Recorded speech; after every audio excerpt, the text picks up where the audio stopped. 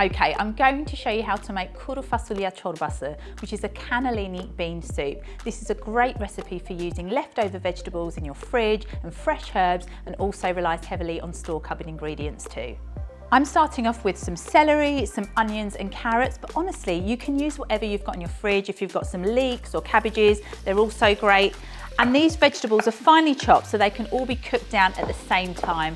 I'm going in with the onions and finally the carrots. I'm going to cook the vegetables for about 12 to 15 minutes on a low to medium heat, but if you feel like you need to add some more colour to them, feel free to turn the heat up. You can also add a pinch of salt to really help those vegetables soften down. So I'm going to go in with my pastes. I've got tomato puree and tatlı biber salçası, which is Turkish sweet red pepper paste. You can use either or both. Once the pastes have cooked down, I'm going to go in with these lovely chunky vegetables. I've got potatoes, carrots and celery, and I add this for texture. This is a chunky soup, and actually those potatoes, when they cook down, turn into a lovely creamy texture to the soup. So keep those nice and big. Once your chunky vegetables have been cooking for about 8 to 10 minutes or so, go in with some garlic, some fresh thyme and a bay leaf. Don't add the garlic in too early because it is susceptible to burn. You'll need about 30 seconds and a quick stir. Such simple ingredients, but they really do enhance the flavours of dishes like these. I've got some tinned cannellini beans here. You can use dry soaked ones or ones out of a jar, absolutely fine. So they go in first. I've got some finely chopped tomatoes, but feel free to use fresh ones. Again, if you've got any lying around in the fridge, and they're perfect for this recipe. And I've got some fresh, finely chopped flat leaf parsley. I'm going to save some of the parsley for the finished dish.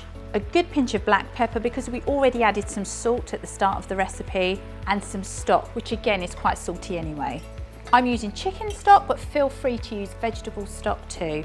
Give it all a really good but gentle stir. You don't want to break up those beans too much. And you can pop the lid on, bring it up to the boil, turn it down to a simmer, and then cook for around 25 to 30 minutes until those potatoes are lovely and soft and start to fall apart.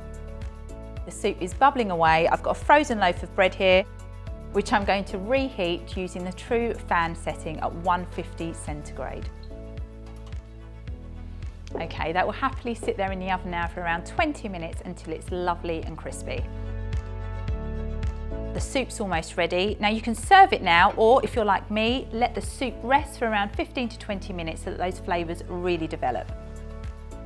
Okay, the Kuru Fasulye C, or you can call it cannellini bean soup, is now ready, as is the reheated frozen bread, and it is delicious. This is the perfect recipe to prevent food waste, and you may well find you've got quite a lot left over. So you can either pop it in the fridge and enjoy it over the next couple of days, or you can freeze it and enjoy it at a later date. I really hope you give it a try. It's absolutely delicious.